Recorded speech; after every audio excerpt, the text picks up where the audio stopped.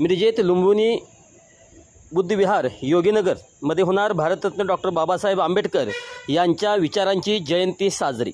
जयंतीत सामील होण्याचे योगेंद्र थोरात यांचे आवाहन।